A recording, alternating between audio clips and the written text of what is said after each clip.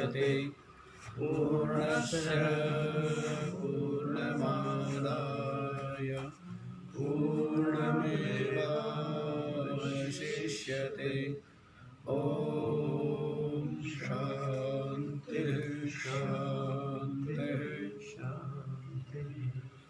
ओम सहना भवतु सहनौ भुनक्तु सह वीर्यं करवावहै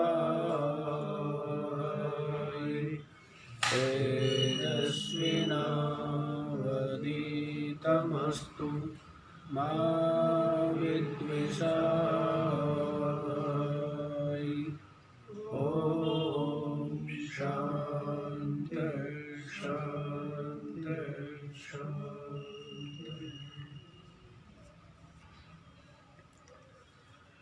हाँ जी, तो दो प्रकार से समाधान कर दिया है। एक तो तू शोक क्यों कर रहा है, तो उसके कारणभूत ये जो इन सभी का आत्मा है वो तो अविनाशी है। तो युद्ध में इनके मरने से आत्मा का विनाश नहीं होता है, इसलिए भी तुझे भीष्म पितामह द्रोणाचार्य या दुर्योधन आदि के लिए शोक नहीं करना चाहिए। दूसरा शरीर दृष्टि, ये जो शरीर है इनका जन्म होता है, तो जिसका जन्म होता है उसकी मृत्यु अवश्यम भावी है, उसकी मृत्यु अवश्यम भावी है। इस बात को भी समझ करके तुझे शोक नहीं करना चाहिए, क्योंकि शरीर तो है ही मरने के लिए। जब तक जिए धर्म के आश्रित, धर्म के पर आरूढ़ होकर के जिए, ऐसे जीने का लाभ क्या है?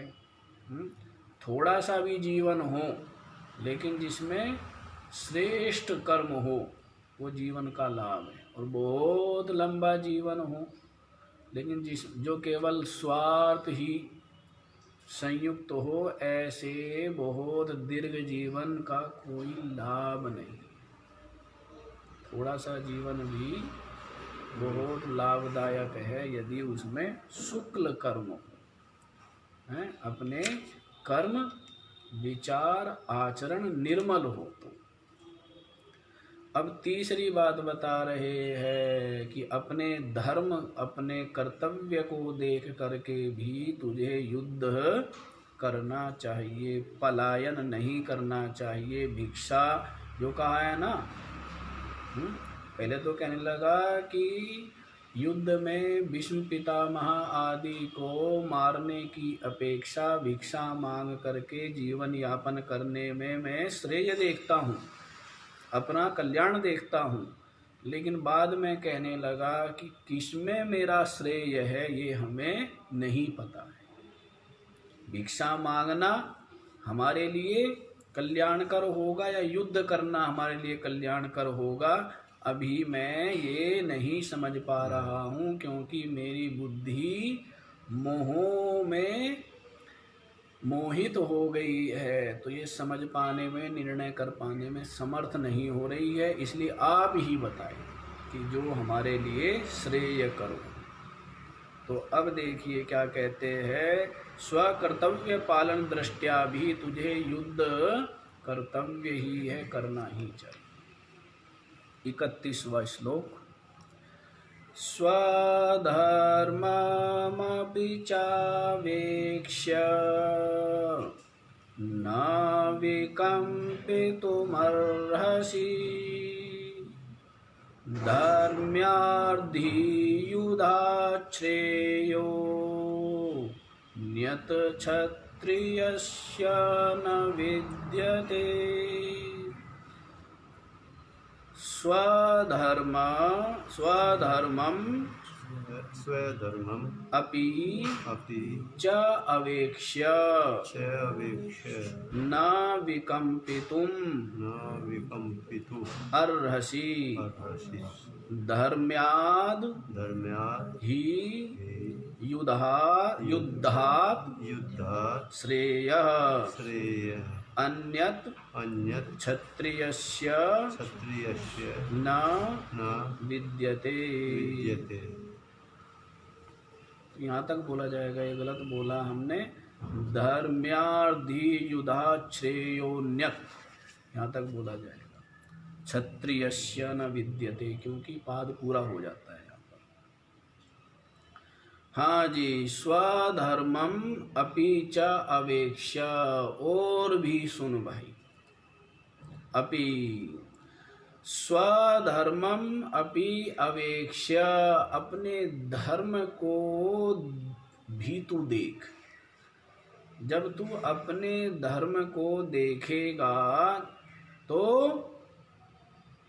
अपने धर्म की ओर जब दृष्टिपात करेगा तो दृष्टिपात करते हुए न विकम्पितुमर्हसि, तुम्हें इस प्रकार से विचलित नहीं होना चाहिए।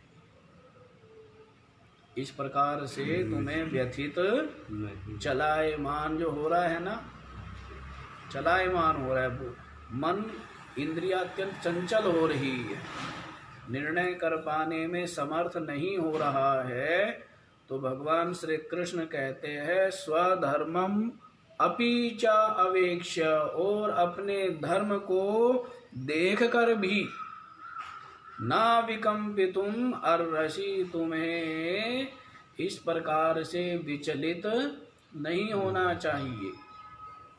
क्या है बताते हैं आगे। धर्म्याद ही माने जिस कारण से, धर्म्याद, धर्म्याद माने जो धर्म से संयुक्त है ना। धर्म शास्त्राद आगतः इति धर्म्य।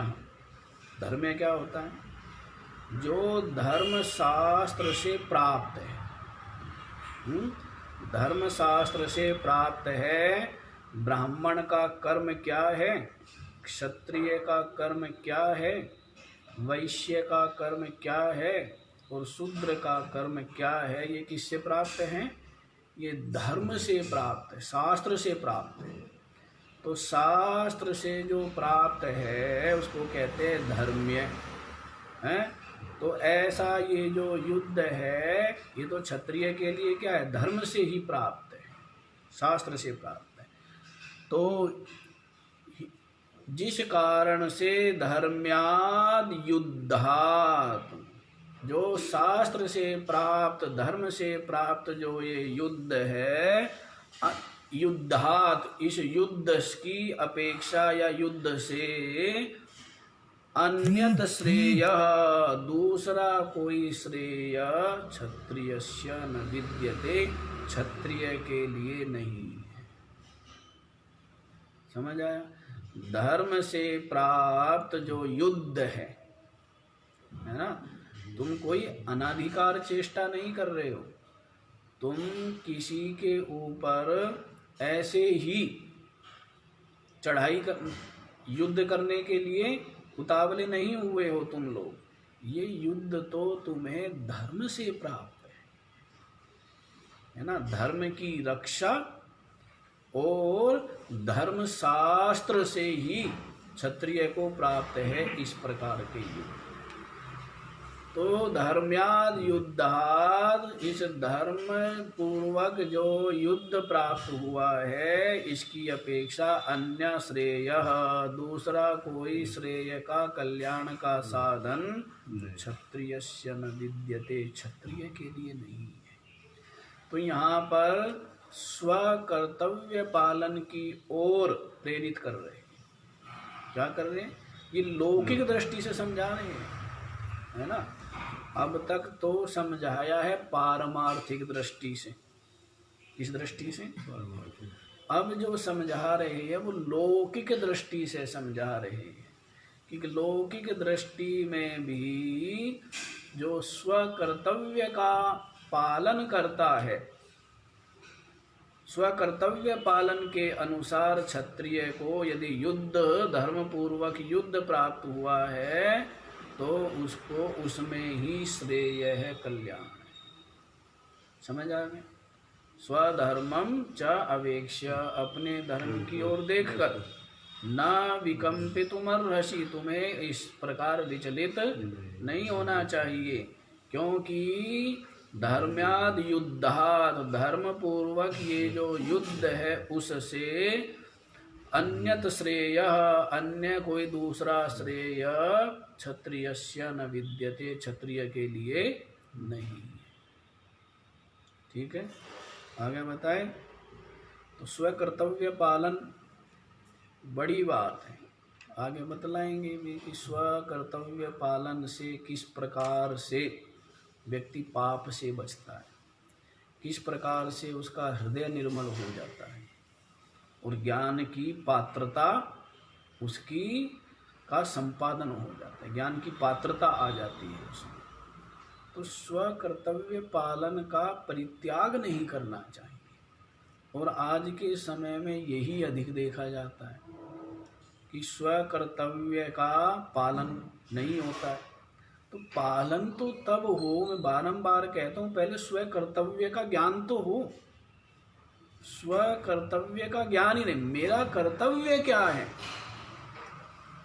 मेरा जैसे एक ब्रह्मचारी का क्या कर्तव्य है, एक गृहस्थ का क्या कर्तव्य है, एक वानप्रस्थी का क्या कर्तव्य है, और एक सन्यासी का क्या कर्तव्य है।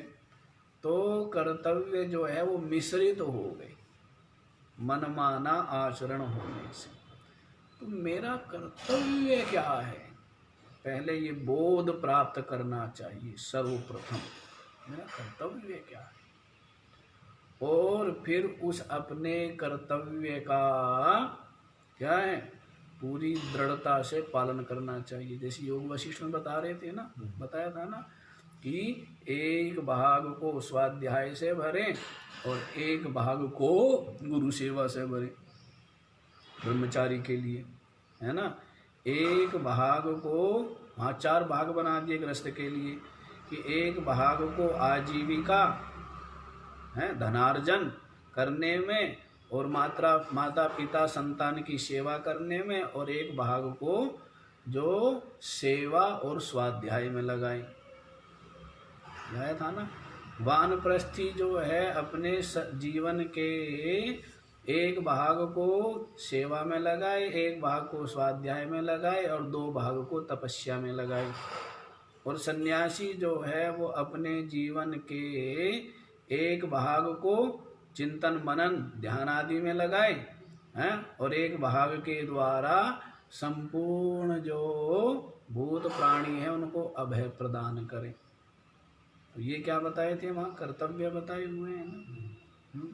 तो पहले अपने कर्तव्य, अर्जुन को कर्तव्य का बोध था, क्योंकि कर्तव्य का पालन न करने से प्रत्यवाय लगता है, पाप लगता है, और वो जो पाप है उसको कभी आगे नहीं बढ़ने देता। वो जो पाप है ना उसको कभी आगे बढ़ने देगा, बताइए, नहीं बढ़ने देगा।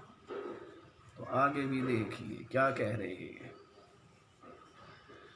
यदृच्छया चोपपन्नम स्वर्गद्वारमपावृतम् सुखिनः क्षत्रियाः पार्थ लभन्ते युद्धमीदृशम्। यदृच्छया च उपपन्नम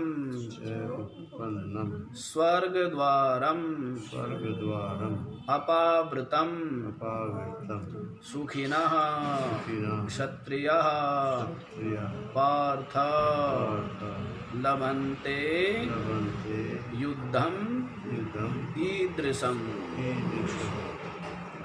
यदृच्छया चोपपन्नम,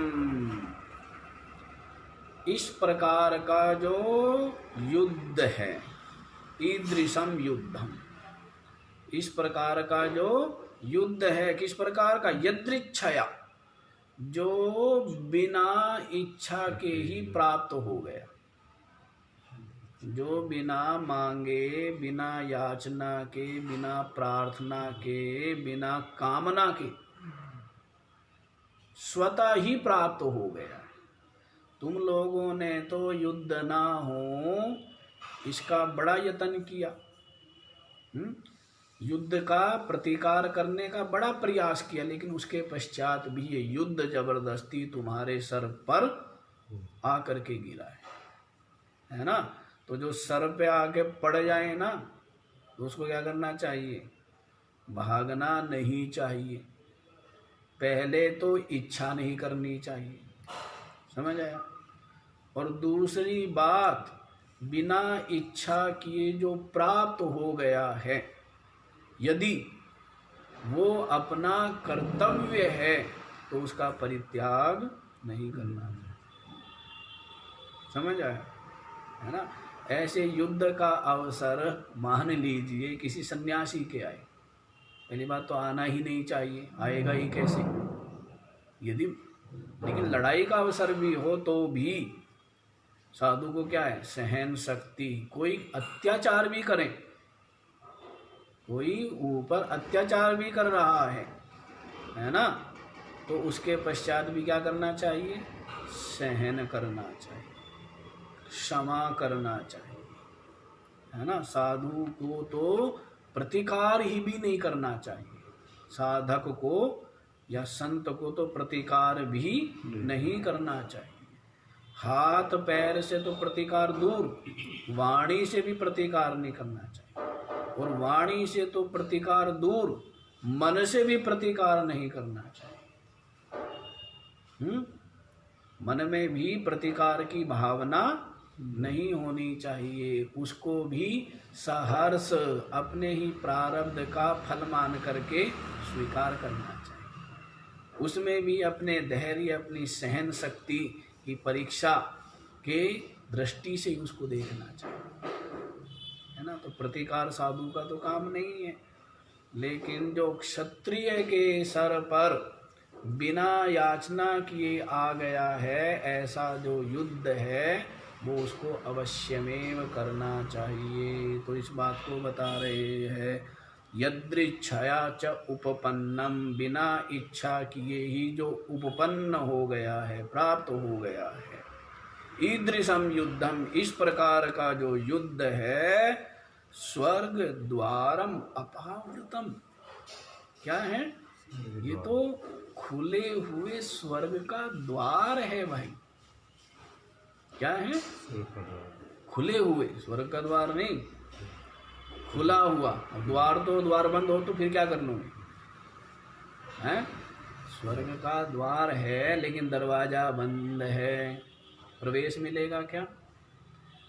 अपावृतम स्वर्ग द्वारम, खुला हुआ स्वर्ग का द्वार है। इस प्रकार का युद्ध, किस प्रकार का? यदृच्छया उपपन्नम, जो बिना इच्छा के ही उपपन्न हो गया, प्राप्त हो गया, न चाहते हुए बड़ा प्रतिकार किया, युद्ध ना हो ना हो ना हो, टल जाए टल जाए टल जाए, नहीं टला है, धर्म की तरफ हो तुम। इसलिए इस प्रकार का जो युद्ध प्राप्त हो गया है, तो इस प्रकार का युद्ध तो खुला हुआ स्वर्ग का द्वार है। सुखिनः क्षत्रिया पार्थ, हे पार्थ, ईदृशम युद्धम सुखिना क्षत्रिया लभन्ते। इस प्रकार का जो युद्ध है ना, वे तो जो सुखिना, सुखिना मतलब जो भाग्यशाली, सुखिना माने जो धन्य क्षत्रिय है ना, जो सौभाग्यशाली पुण्यशाली जो क्षत्रिय है, उनको ही प्राप्त होता है। क्योंकि पुण्य का फल क्या है? सुख। तो इसलिए सुखिना क्षत्रिय का मतलब है जो पुण्यशाली क्षत्रिय है, उनको ही ईदृशम युद्धम लभन्ते, इस प्रकार का युद्ध प्राप्त होता है। समझ आ रही है? स्वकर्तव्य पालन के लिए प्रेरित कर रहे हैं। और क्षत्रिय है तू, और क्षत्रिय होने से इस प्रकार का युद्ध जो अनचाहे ही मिल गया है ना, तो इस प्रकार का युद्ध तो भाग्यशालियों को प्राप्त होता है और स्वर्ग का दरवाजा खुला होता है इस प्रकार के युद्ध करने से। और इस प्रकार का युद्ध ना करो, पीछे बता ही दिया था, अस्वर्ग्यम, स्वर्ग को देने वाला नहीं है। यदि तू युद्ध से विमुख हो जाएगा तो तुझे नरक में वास मिलेगा। कहाँ वास मिलेगा? हाँ, स्वर्ग की प्राप्ति नहीं होगी। युद्ध जो स्वतः ही प्राप्त हो गया है, खुला हुआ स्वर्ग का द्वार है, और जो भाग्यशाली क्षत्रिय है हे पार्थ, उनको ही इस प्रकार का युद्ध प्राप्त होता है। तो आज की जो संसारी लोग हैं उनके लिए बहुत बड़ी शिक्षा ये छिपी हुई है कि अपने कर्तव्य से नहीं भागना चाहिए। अपना कर्तव्य करो, पूरी ईमानदारी के साथ परिश्रम करो, और जो भी फल मिले उसमें संतुष्ट रहो, प्रसन्न रहो। लोग कर्म तो करते हैं लेकिन आशा के अनुरूप फल नहीं मिलता, दुखी हुए रहते हैं, परेशान हुए रहते हैं। तो क्या दुखी परेशान चिंता करने से मन चाहा फल प्राप्त हो जाएगा? क्या नहीं होगा। तो इसलिए वो नहीं करना चाहिए। दुख चिंता से कोई लाभ नहीं है, केवल पुरुषार्थ करो। केवल क्या करो? पुरुषार्थ करो, अपना कर्तव्य पालन करो। तो आगे देखिए, आगे भी बता रहे हैं। अब तक तो अन्वय दृष्टि से बता दिया है, अब जो है वो व्यतिरेक दृष्टि से बता रहे। युद्ध करेगा तो क्या होगा वो बता दिया, और नहीं करेगा तो क्या होगा अब ये बताते हैं। यदि युद्ध करेगा तो क्या होगा? स्वर्ग की प्राप्ति होगी, है ना। इस प्रकार का युद्ध तो भाग्यशालियों को प्राप्त होता है। ये तो अन्वय दृष्टि से बता दिया। अब युद्ध नहीं करेगा तो क्या होगा देखिए। अथा चेत्त्वं धर्म्यं संग्रामं न करिष्यसि, ततः स्वधर्म कीर्तिं च हित्वा पापमवाप्स्यसि। अथ चेत् त्वम् इमं धर्म्यं संग्रामं न करिष्यसि, ततः स्वधर्म कीर्तिं, धर्मम है ना, स्वधर्मं कीर्तिं च हित्वा पापम अवाप्स्यसि। अथ, और इसके पश्चात बतलाते हैं, अथा चेत, यदि तू, अथा चेत, और यदि, त्वम माने तू, इमं धर्म्यम संग्रामम, ये जो धर्म से शास्त्र से प्राप्त जो ये संग्राम है, युद्ध, न करिष्यसि, यदि नहीं करेगा तो, यदि तू धर्म से प्राप्त ये युद्ध नहीं करेगा तो क्या होगा? ततः स्वधर्मं कीर्तिं च हित्वा, क्या होगा? दो चीज बता दी यहाँ पर, दृष्ट और अदृष्ट दोनों फल बता दिए। अदृष्ट फल क्या है? स्वधर्मम, अपना जो धर्म है उस धर्म को भी नाश करने वाला होगा। कीर्तिम चाहित्वा, और अपनी कीर्ति को भी नष्ट करने वाला तू होगा। पापम अवाप्स्यसि, और स्पष्ट कर दिया आगे, क्या हो जाएगा? पाप को ही प्राप्त करेगा। समझ आ रहा है? देखो, यदि तू युद्ध नहीं करेगा, क्योंकि स्व कर्तव्य पालन न करना क्या है? अधर्म है। स्व कर्तव्य का पालन न करना क्या है? अधर्म रूप है, पाप की प्राप्ति होती है। तो ये पाप पुण्य तो क्या है? इनको बोलते हैं अदृष्ट। क्या है ये? अदृष्ट है, जिनका फल शरीर छूटने के पश्चात प्राप्त होता है।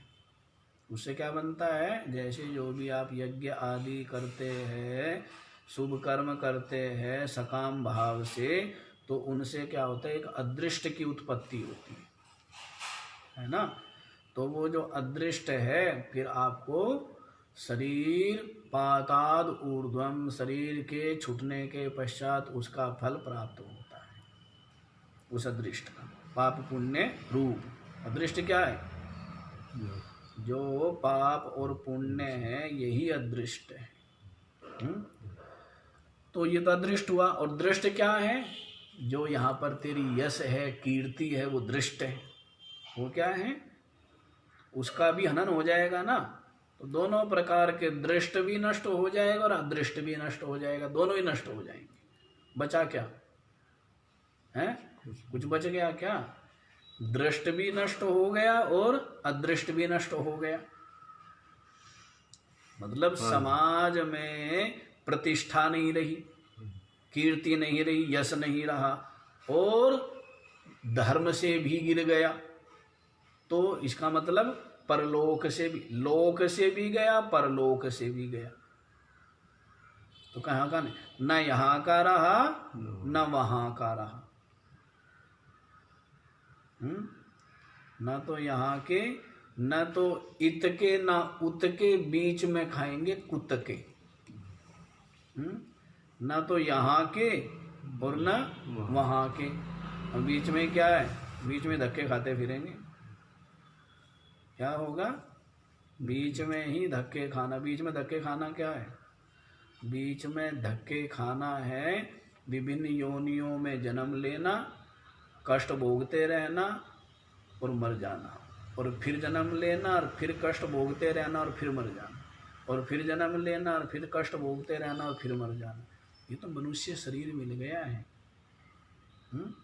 यही तो क्या है? धर्म का, पुरुषार्थ का, मोक्ष का साधन है ना। इसमें हम मुक्ति को पा सकते हैं। जन्म मृत्यु के जो अनवरत चलने वाला जो चक्र है, इससे मुक्त हो सकते इस मनुष्य शरीर में। बाकी जितने भी शरीर हैं उनमें क्या है? जन्मो भोगो मर जाओ, जन्मो कष्ट भोगो और मर जाओ। मनुष्य शरीर मिल गया हो। देवता लोग भी जिसकी प्रार्थना करते रहते, चाहते रहते, ऐसा मनुष्य शरीर है, जिस मनुष्य शरीर में हम सेवा कर सकते हैं, दुखी के आंसू पहुंच सकते हैं, दुखी को सुख पहुंचा सकते हैं। सेवा प्रत्यक्ष फल। सेवा करके भी एक अलग ही शांति मिलती, नहीं मिलती है? दीन दुखियों की, वृद्धों की, बीमारों की, असहायों की, जीव जंतुओं की सेवा करने से तो सेवा कर सकते हैं। और सेवा करके अपने हृदय को निर्मल बना करके अपने कर्तव्य का पालन करते हुए हम जो मोक्ष का साधन है ब्रह्म ज्ञान, सद्गुरु के चरणों में बैठ करके उस ब्रह्म ज्ञान, आत्मज्ञान को प्राप्त कर सकते। इस मनुष्य शरीर में कितना श्रेष्ठ है। मुक्ति का, तुलसीदास जी ने कह दिया ना, मोक्ष कर द्वार, मोक्ष का द्वार है। यहाँ तो स्वर्ग का द्वार बताया, अभी तो युद्ध को बताया है, लेकिन मनुष्य शरीर क्या है? मुक्ति का द्वार है, खुला हुआ द्वार ही समझो। यदि कर्तव्य पालन हो ना, स्व कर्तव्य पालन, तो इसको क्या समझो? मुक्ति का द्वार ही समझो। अब तुम कहोगे कि महाराज स्व कर्तव्य पालन से कहाँ मोक्ष होता है? अरे स्व कर्तव्य पालन से ही तो क्या होगा?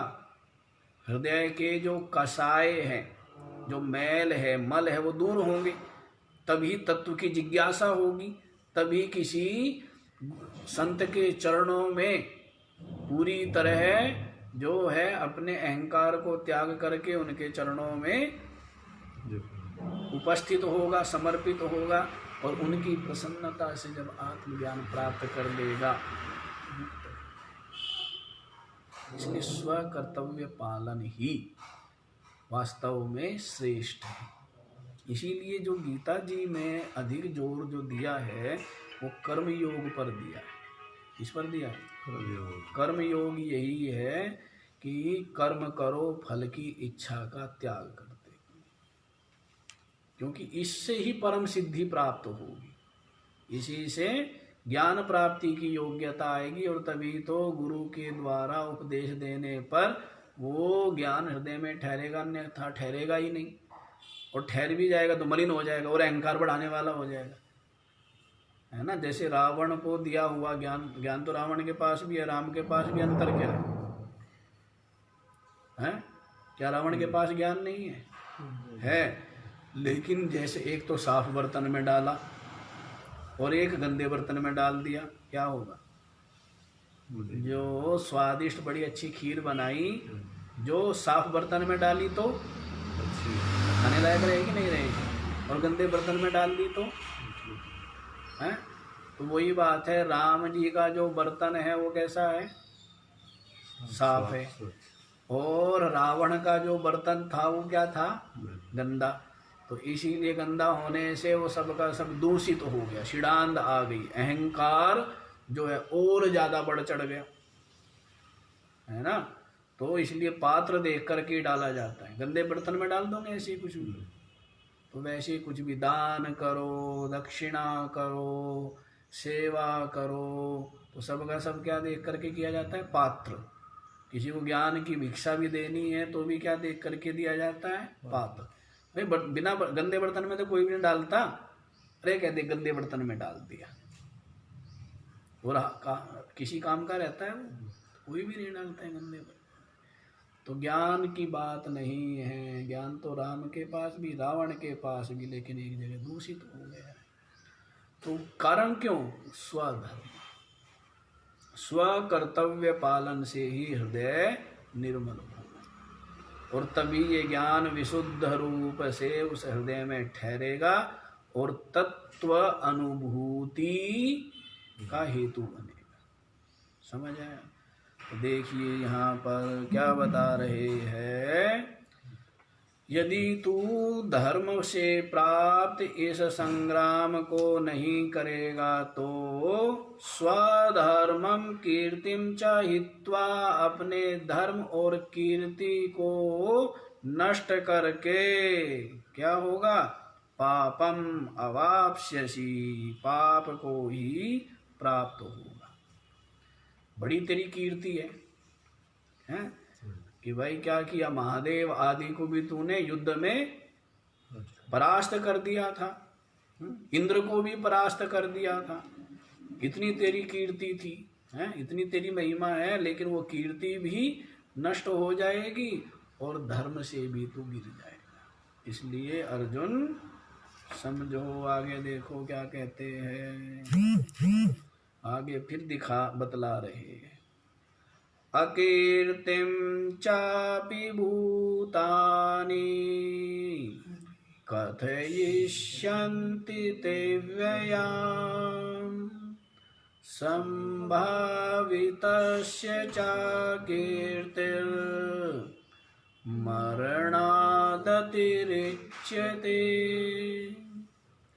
अकीर्तिम च अपि भूतानि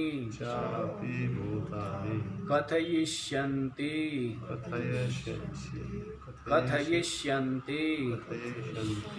ते अव्ययाम् संभावितस्य च अकीर्तिः मरणाद् अतिरिच्यते। हाँ जी, अकीर्तिम च अपि भूतानि कथयिष्यन्ति ते अव्ययाम्।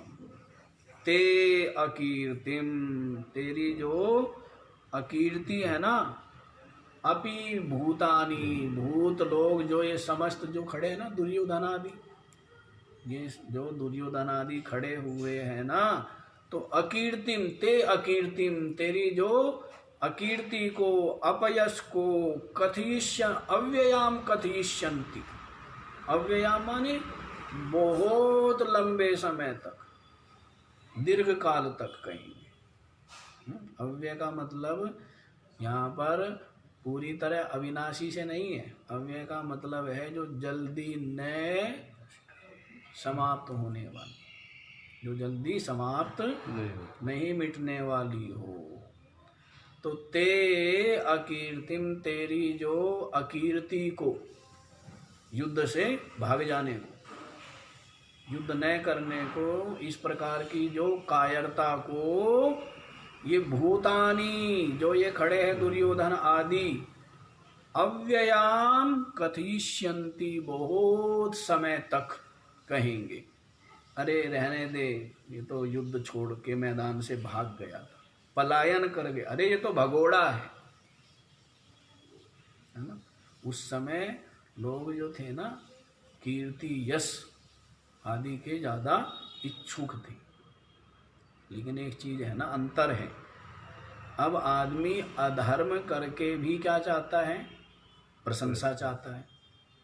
पहले भी लोग प्रशंसा चाहते थे, पर धर्म करके, स्व कर्तव्य करके प्रशंसा चाहते थे।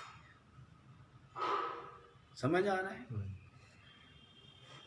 वो है तो बंधन रूप ही, लेकिन एक गृहस्थ के लिए, एक क्षत्रिय के लिए कीर्ति यश की आकांक्षा रहती है। लेकिन वो भी चाहते थे, कैसे? धर्म पूर्वक, आज की तरह नहीं कि किसी को रिश्वत दे करके कि भाई मेरी बड़ाई कर देना है, मेरी प्रशंसा कर देना, होता है ना, तो दक्षिणा दे दी और कि हमारी महिमा में क्या है, हमारी महिमा बढ़ा देना, हमारी महिमा को बढ़ा चढ़ा करके कह देना। तो ये क्या है?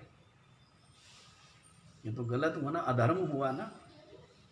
तो इस मतलब दिखाने वाली नहीं, जो किया था, किया किसी ने, और उसका जो श्रेय स्वयं ले लेना है, ये बहुत बड़ा पाप है।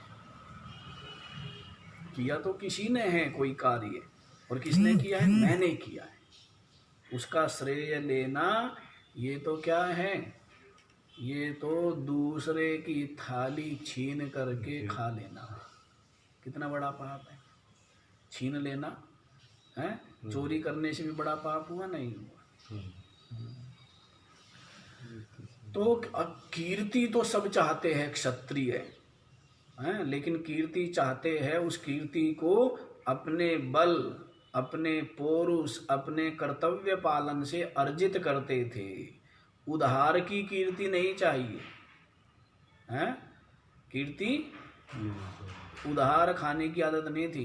ये तो आज के समय में पड़ गई उधार खाने की। लोन ले लो हैं, मकान बनाना हो, प्लॉट लेना हो तो लोन ले लो, मकान बनाना हो तो लोन ले लो, गाड़ी लेनी हो तो उधार ले लो हैं, मोटरसाइकिल लेनी हो तो भी उधार ले लो, मोबाइल लेना हो तो भी उधार ले लो। तो ये जो उधार लेने की परंपरा है, ये तो सत्यानाश करती है। उसको फिर नींद नहीं आती। क्यों? बेचैनी रहती है, किस्त देनी है। क्या करनी है? किस्त देनी है, बैंक का लोन चुकाना है, तो वो रहता है ना। तो ऐसी कीर्ति नहीं थी, उधार की कीर्ति नहीं थी। जो कीर्ति अपने बल से, अपने कर्म से, अपने कर्तव्य पालन से अर्जित की है ना। कई बार लोग चाहते, सेवा तो की किसी ने और उसके बदले में प्रशंसा हो रही है स्वयं की, तो चाहते हैं कोई बात नहीं, जबकि बताना चाहिए कि ये कार्य मैंने नहीं किया जी, इन्होंने किया है। और फिर साधक का और प्रशंसा का प्रार्थी होने का क्या संबंध है? यदि साधक है, संसारी प्रशंसा चाहे हैं, गृहस्थ प्रशंसा चाहे तो अलग बात है। लेकिन साधक साधु प्रशंसा की इच्छा करे तो क्या है वो? साधु के लिए तो आया है, वो आया है ना कि हाँ जी, क्या आया है? सुकरी विष्ठा। क्या बताया है वो श्लोक? क्या है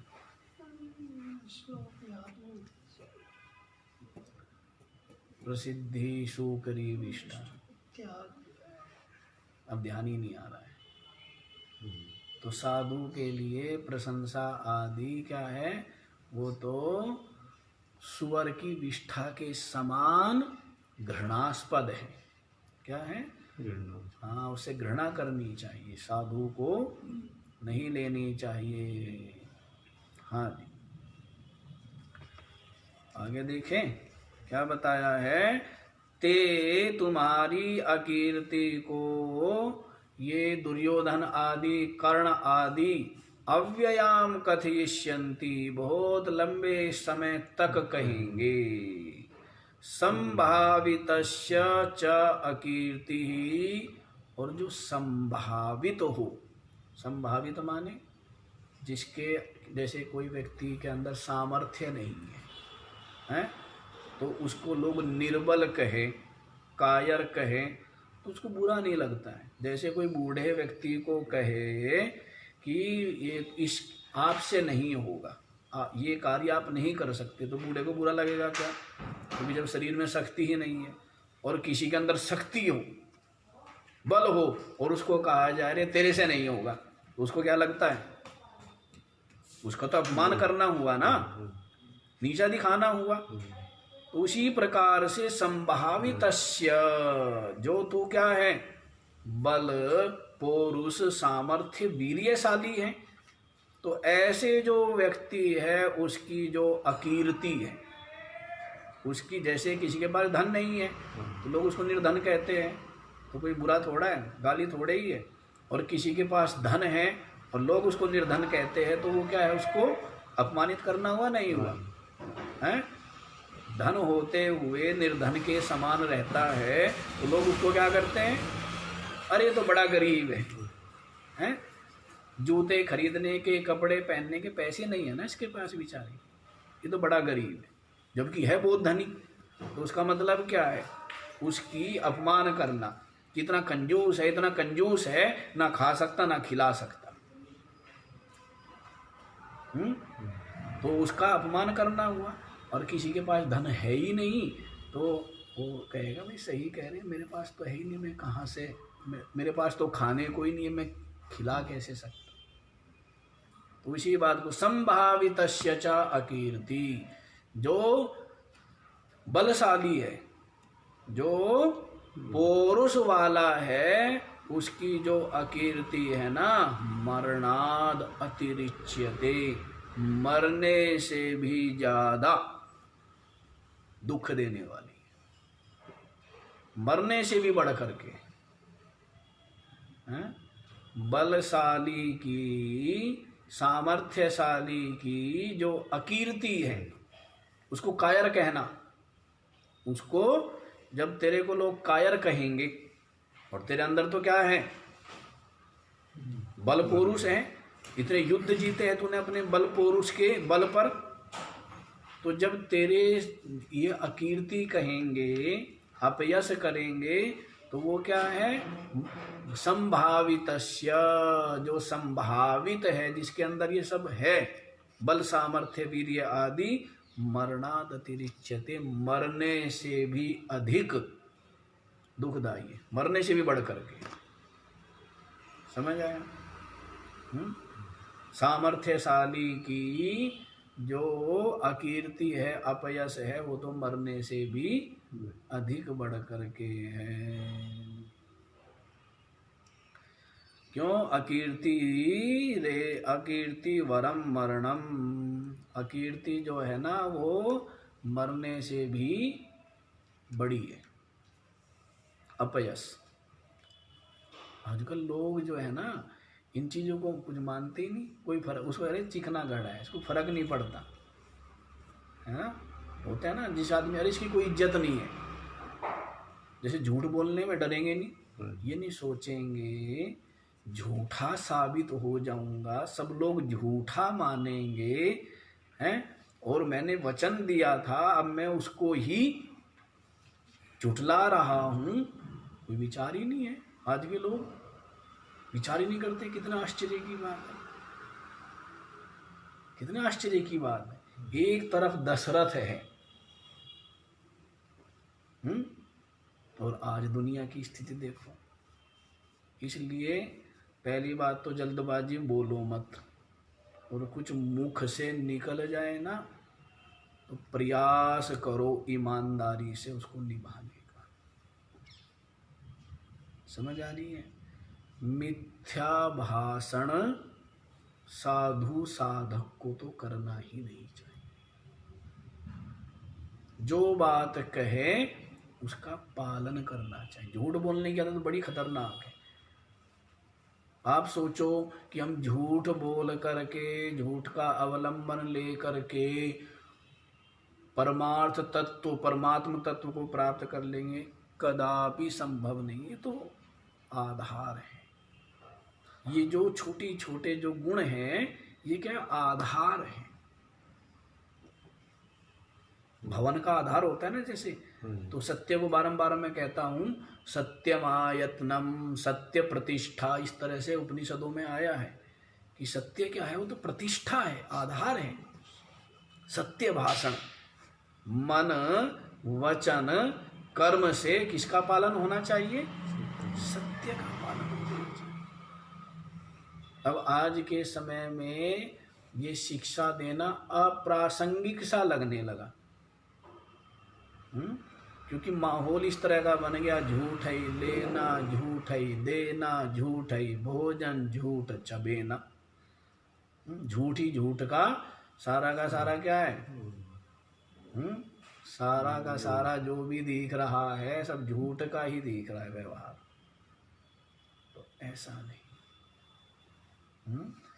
कष्ट सह करके भी, अरे हरिश्चंद्र सत्यवादी, दृढ़ प्रतिज्ञ, ये जो सब उदाहरण हैं पुराणों में इसलिए है कि हम केवल सुनने के लिए नहीं, हम उनका पालन करें, जीवन में उनको अपनाएं।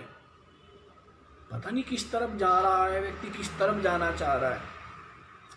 मनुष्य की गति होनी चाहिए मनुष्यता से परमात्मा की ओर, लेकिन हो रही है मनुष्यता से पशुता की ओर। ऊपर चढ़ो आपकी मर्जी, नीचे गिरो आपकी मर्जी, है ना। अब आप कहोगे महाराज ऊपर चढ़ने में तो लगती है ताकत है, और नीचे गिरने में, फिसलने में कोई ताकत नहीं।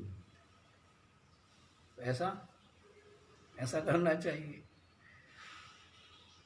मनुष्यता, मनुष्य शरीर मिल गया, ऊपर चढ़ना है, परम तत्व को पाना है, मुक्ति को पाना है, परमात्मा रूप हो जाना है, लेकिन पतन की तरफ बढ़ते जा रहे हैं। झूठ को, कपट को, राग द्वेष को, ईर्ष्या को, छीना छपटी को, धोखाधड़ी को अपने जीवन में स्वीकार करके क्या करते जा रहे हैं? किसका पतन हो रहा है? स्वयं का ही पतन हो रहा है। हानि किसकी है? स्वयं की तो हानि है। यहाँ के लाभ हानि देख रहे हैं, कहाँ के लाभ देख रहे हैं? अरे झूठ कपट करके ही सही, वो कोठी तो मेरे नाम हो गई ना, वो जमीन का टुकड़ा तो मेरे नाम हो गया ना, बस इस बात से संबंध है। नाम तो तेरे हो गया और तू अभी के अभी जय श्री राम हो गया है। पाप ही तो लेके गया, कुछ तो तेरे साथ गया नहीं, और कुछ दिन रह भी लिया तो भी क्या हो गया?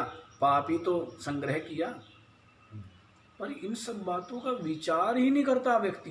कमाल की बात, डर ही नहीं लगता। बड़ा आश्चर्य होता है, बड़ा आश्चर्य होता है।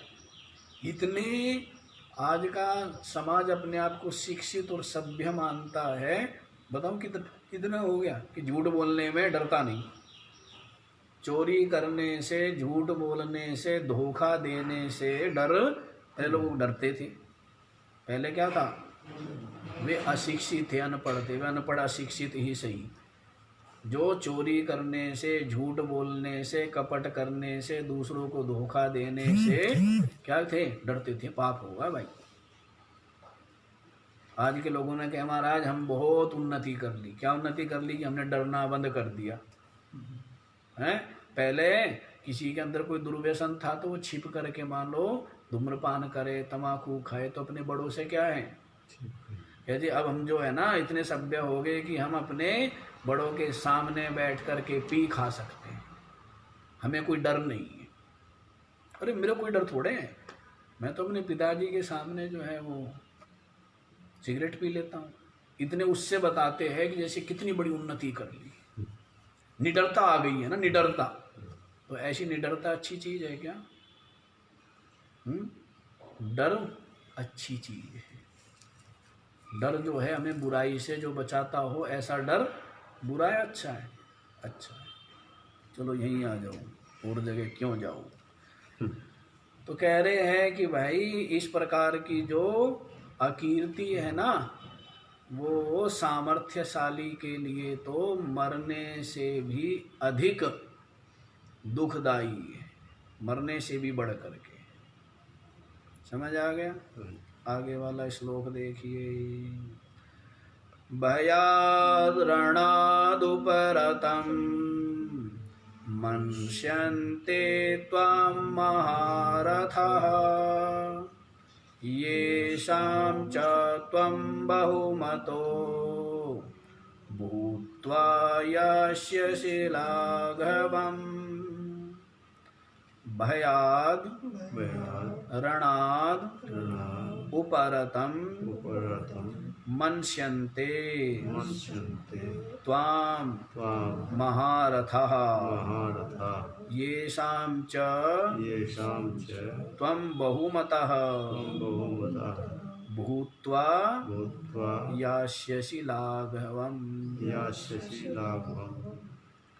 भयारणाद् उपरतं त्वां भयाद्रणाद् उपरतं महारथः मन्स्यन्ते। तेरे को, त्वां माने तुझे, भयाद माने भय के कारण से, रणाद उपरतम रण से उपराम हुआ, महारथा मन्स्यन्ते ये सब महारथी लोग मानेंगे। भय के कारण से, किससे मानेंगे? भय के कारण से रण से चला गया। रण को यदि तू छोड़ देगा युद्ध को तो कहेंगे कि भाई ये तो भय, पराजित होने के भय से या मृत्यु के भय से, इसके पराजित होने के भय से या फिर मृत्यु के भय से रण से उपरत त्वाम महारथा मन्स्यन्ते तुझे महारथी लोग। ये जो कर्ण आदि है ना, पहले ही तुम्हें इतना चिढ़ाता है, पहले ही अरे तू कहाँ का सर्वश्रेष्ठ धनुर्धर है, हैं? तू मात्र राजकुल में ही हुआ है ना पैदा, इसीलिए तेरे को जो है सर्वश्रेष्ठ धनुर्धारी की पदवी मिली है। मेरे से सामने आ, हो जाए दो दो हाथ, लड़ तो सही। तो बार बार उकसाता रहता है ना वो, है उसकी इतनी खुजली हुई रहती है बेचारे को, वो चाहता है युद्ध हो जाए, अभी हो जाए, तुरंत कर दूं बस। मूढ़ आदमी होता है ना, मूर्ख आदमी। मूर्ख क्या होता है? धैर्य थोड़ा होता है उसमें। और जिसके अंदर इतना उतावलापन होता है ना, जब वो उतरता है ना मैदान में, थोड़ी देर में उसकी जैसी काम हो जाया करती है। इतने अहंकारी की, इतने अधीर व्यक्ति कभी सफल होते हैं? जिसके अंदर इतना अधैर्य हो तो क्या सफल होते? मात्र धैर्यशाली। कहीं भी किसी भी क्षेत्र में कौन सफल होगा? धैर्यवान। अधीर व्यक्ति का सफलता से क्या संबंध, क्या मतलब है? तो ये जो तुम्हें बारंबार चिढ़ाता रहता है ना, युद्ध के लिए उकसाता रहता है, कौन? ये कर्ण है, ये दुर्योधन जो है ना, कर्ण उकसाता रहता है अर्जुन को, और दुर्योधन उकसाता रहता है हर समय किसको? भीम को। और ये जो दुशासन आदि है ये किसको उकसाते रहते हैं हर समय? नकुल और सहदेव को, है ना। और भीम को तो इतना गुस्सा आता है, कहता है अभी पकड़ के तेरी मुंडी मरोड़ दूंगा, हाँ अभी चूरा कर दूंगा तेरा। गुस्सा दिलाते रहते भीम को, हाँ हाँ। देखो जी क्या कहते हैं, त्वाम तेरे को भयाद रणाद उपरतम, रण में भय से उपराम हुआ महारथा मनसंते, ये मारथी लोग मानेंगे। ये शाम च त्वम बहुमतः, जिनके लिए तू क्या है? बहुत ही प्रतिष्ठा वाला है, बहुत सम्मानित है। ये शाम च त्वम बहुमतः, अब तक तो सब लोग क्या मानते हैं? तेरी जो वीरता है उसका लोहा मानते हैं। तेरी इतनी प्रतिष्ठा है कि भाई इसने तो अकेले ने ही विराट युद्ध में पूरी कौरव सेना को परास्त कर दिया था। तो उनके अभी तो तू दुर्योधन भी मानते भाई, इनकी तरफ तो अर्जुन है। भीम को तो चलो मैं देख लूंगा, जबकि भीम के सामने भी कुछ नहीं है, पर फिर भी कहता है भीम को तो चलो मैं देख लूंगा, पर इस अर्जुन का क्या होगा? इसको कौन संभालेगा? हैं? न तो ये भीष्म पितामह से संभला, न द्रोणाचार्य से संभला, कर्ण भी तो था विराट युद्ध में। तो ये शाम च त्वम बहुमतः, जिनके दृष्टि में तू क्या है? बहुत बढ़ चढ़ करके है, इतनी तेरी प्रतिष्ठा है, तो क्या होगा? लाघवम यास्यसि बहुमता भूत्वा, जिनके उसमें तू बहुत ही प्रतिष्ठा वाला था, सम्मानित था। लाघवम यास्यसि, क्या हो जाएगा? लाघवता को, लघु भाव को प्राप्त हो जाएगा। अरे रहने दो, वो अर्जुन तो कब का मर गया। वो जो अर्जुन था ना, हैं, वो अर्जुन तो कब का मर गया। चले गए इसके वो दिन नहीं रहे, है ना। तेरे सब दिन बंदे रहते ना एक समान। अरे अब कुछ नहीं रहा इसमें। था एक समय, एक समय था, जैसे बूढ़े भी कहते रहते ना, एक समय था हम भी, हैं। ये तुलसीदास भी कहता है कि एक समय था हम भी धरती में पैर मारे थे, पानी निकल आता था, हैं, जवानी में। तो सारे बूढ़े कहते रहते हैं ना कि एक समय था कि हम, ज्यादातर बूढ़े खाने की और उठाने की बात जानते और कुछ नहीं, हैं। एक समय था जो हम जो है ना 1 किलो चीनी तो यूँ खा लिया करते थे, हैं। एक समय ऐसा था कि हम जो है ना 1 कुंटल वजन तो यूँ उठा देते थे, उठाने की और खाने की। अब बात भी सही है, जो खाएगा वही तो उठाएगा, और जो उठाएगा वही खाएगा, दोनों जुड़ी है ना। जो उठाएगा वही खाएगा, और जो खाएगा वही उठाएगा, नहीं। हाँ, जो मेहनत करेगा वही खाएगा, उसी को पचेगा, और जो खाएगा और पचेगा वही कर भी पाएगा, नहीं। देखो, तो ये शाम च त्वम, जिनके लिए तू बहुमता बहुवीर गुणशालिनः, गुणयुक्ता, जिनके लिए तू कहते भाई तो बहुत गुण वाला है, बड़ा गुणी है अर्जुन, तो बड़ा बलशाली है। ऐसे ऐसे तीर इसकी कमान में है जिनका तोड़ गुरु द्रोणाचार्य के पास भी नहीं, पितामह भीष्म के पास भी नहीं है। जिनकी दृष्टि में तू इतना गुणशाली है, सामर्थ्यशाली है, क्या हो जाएगा? लाघवम यास्यसि, लाघवता को प्राप्त हो जाएगा। सबके सब मानेंगे, अरे क्या कहाँ का अर्जुन है। होगा तभी होगा, अब तो कुछ नहीं, अब इसके बस की कुछ भी नहीं है। समझ आ गया? आगे वाला भी बोल देते हैं। अवाच्य वादांश्च बहून् वदिष्यन्ति तवाहितः, निन्दन्तस्त्वसामर्थ्यं ततो दुःखतरन्नु किम् अवाच्यवादान् च बहून् वदिष्यन्ति तवाहितः तव अहितः निन्दन्तः तव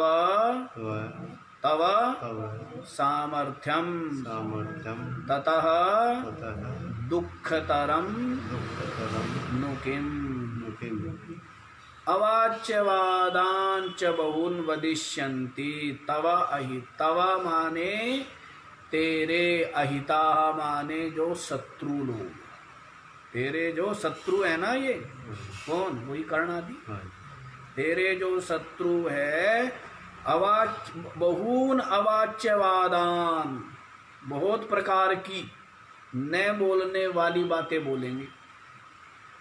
अवाच्यवादान, जो बातें नहीं कहनी चाहिए ऐसी बातें बोलेंगे, जो अवक्तव्या, नहीं बोलना चाहिए, जिसके नहीं बोल सकते हैं, जिन बातों को अभी तो बोल नहीं सकते, लेकिन यदि तू रण को क्षेत्र को छोड़ करके चला जाएगा तो अवाच्यवादान, बहुन अवाच्यवादान, अनेकों प्रकार की जो न बोलने वाली बातें हैं वो बोलेंगे। वदिष्यन्ति माने बोलेंगे, तवा तेरे लिए, तो निंदन्तः तवा सामर्थ्यम निंदन्तः, और तेरे जो बल पुरुष है उसकी निंदा करें, धिक्कार है अर्जुन, है अर्जुन की शक्ति को, इसके सामर्थ्य को है धिक्कार है, तो तेरे सामर्थ्य की निंदा करेंगे, तेरे बल पुरुष की निंदा करेंगे। निंदन्तः तव सामर्थ्यम ततः दुःखतरं नु किम्, ततः माने इससे बढ़ करके, दुःखतरं नु किम्, जो योद्धा है, जो सत्यनिष्ठ है, उसके लिए इससे बढ़ के दुख की क्या बात हो। ततः दुःखतरं नु किम्, इससे बढ़कर के और क्या कष्टकर बात होगी। निंदा से जो दुख होता है ना, निंदा से, तो इससे बढ़कर के एक वीर के लिए और क्या दुख की बात, और कोई दुख की बात नहीं हो सकती। लोग तो कहते हैं वैसे ही नहीं, वैसे चुप कराना मुश्किल होता है लोगों को तो, और यदि तू युद्ध के क्षेत्र को छोड़ करके चला जाएगा तब तो लोग तेरी कितनी निंदा करेंगे। अब सोच दोबारा देख लो, बहून अवाच्यवादान, जो नहीं बोलने योग्य बातें हैं वो अनेकों प्रकार की बातें, वदिष्यन्ति तवा अहिता, तेरे जो अहित लोग हैं, शत्रु है, वो अनेकों प्रकार की बातें बोलेंगे, न बोलने योग्य बातें। तवा सामर्थ्यम निंदन्तः, और तेरे सामर्थ्य की निंदा करेंगे। बताइए, अरे धिक्कार है अर्जुन को, अर्जुन के रहते रहते, अरे कितना विश्वास था सारे भाइयों को, पांडव पक्षीय योद्धाओं को, अर्जुन की सामर्थ्य पर बीच में छोड़ करके चला गया, भाग गया, भगोड़ा है, हैं? तो तेरे सामर्थ्य की निंदा करेंगे, और एक साहसी वीर के लिए निंदा से बढ़कर के दुःखतरं नु किम्, है और क्या इससे बढ़कर के दुख की बात है। वीर के लिए तो उसके सामर्थ्य को धिक्कार करना, ये सबसे बड़ी क्या है। और अर्जुन को तो वैसे भी याद दिला रहे, तेरे को तो वर मिला हुआ है ना, वर मिला हुआ है ना, क्या कि जो भी इस गांडीव धनुष की निंदा करेगा तो क्या होगा, उसकी हत्या करनी पड़ेगी, हैं। जो गांडीव धनुष की निंदा करेगा, ऐसा अर्जुन ने कहा हुआ है, अर्जुन ने बोला हुआ है, ये प्रतिज्ञा की हुई है। तो एक बार कर देते हैं ना। अर्जुन तो गया हुआ था बाहर लड़ने, कौन थे वो, इनको पता होगा सच्चिदानंद जी का। कोई गण थे ना वे, गाँव की रक्षा कर। अपने कोई गण थे, वे भाइयों के गण थे। जिस दिन अभिमन्यु का भी वध हुआ, ले गए थे ना बहका करके दूर, उसका बहन हुई था। वो तो अलग था। अच्छा चलो, तो फिर क्या हुआ उस दिन, क्या हुआ, द्रोणाचार्य जो है वो युधिष्ठिर को बंदी बनाने ही वाले थे, है ना, और बस वो तो उनका सारथी जैसे तैसे बचा करके ले गया। और यदि युधिष्ठिर उस दिन बंदी बन जाते तो युद्ध समाप्त हो जाता, क्योंकि राजा के बंदी बना लिए जाने पर जो पक्ष होता है उसकी विजय मानी जाती है। तो उस दिन बस युधिष्ठिर को तो बड़ा आघात हुआ, क्योंकि युधिष्ठिर तो युद्ध के क्षेत्र में खड़ा हुआ ही अर्जुन आदि की कारण से है। तो युधिष्ठिर को इतना बुरा लगा, इतना बुरा लगा, अर्जुन आया और बस उसकी पूरी उसको बोलना शुरू कर दिया, अरे क्या गांडीव धनुष लिया हुआ है, क्या गांडीव धनुष की ये सामर्थ्य है, मेरे गांडीव की टंकार की आवाज़ जो होगी उससे ही सब योद्धा डर के भाग जाएंगे, इतनी बड़ी बड़ी बातें करता है, क्या गांडीव धनुष है तेरा। अब इतना कह दिया, अब कह दिया तो अर्जुन को आ गया क्रोध, क्योंकि अर्जुन ने ये प्रतिज्ञा की हुई थी कि जो भी मेरे गांडीव धनुष की अवहेलना करेगा उसको मैं जीवित नहीं छोड़ूंगा। तो अर्जुन तलवार ले करके निकले, क्योंकि जो प्रतिज्ञा की हुई है। तो फिर भगवान श्री कृष्ण ने समझाया कि क्या करने जा रहे हो, अपने क्रोध पर काबू रखो, धैर्य रखो, और बड़ों को तो तिरस्कार कर देना मात्र ही उनकी हत्या है। तू कृत्य, हाँ ऐसे करके है, तू कृत्य अहं कृत्य, ऐसे करके है। तो इस प्रकार से तू इनका वो कर देगा ना, तू आदि बोल करके वो करेगा संबोधन, तो उससे ही इनकी हिंसा मानी जाती है, जो अपने सम्माननीय होते हैं। तो फिर उतने से ही काम चला दिया है। युक्ति तो ऐसी चीज़ है ना, तो श्री कृष्ण के पास युक्तियाँ हैं, और हर जगह युक्तियाँ, धर्म की भी युक्ति, अध्यात्म की भी युक्ति, व्यवहार में युक्ति जिसके पास है वो तो युक्ति तो हर जगह युक्ति निकाल देगा। नहीं, युक्ति जिसके पास है, विचारवान है ना, बुद्धिमान है, सूक्ष्म दर्शी है, सूक्ष्म पारखी। तो इसलिए श्री कृष्ण के पास तो हर चीज़ का समाधान है, नहीं है, हैं सारे समाधान। हथियार उठाए नहीं और बिना हथियार उठाए जिता दिया, जीत जाते। अपने बल पौरुष से जीत सकते थे क्या?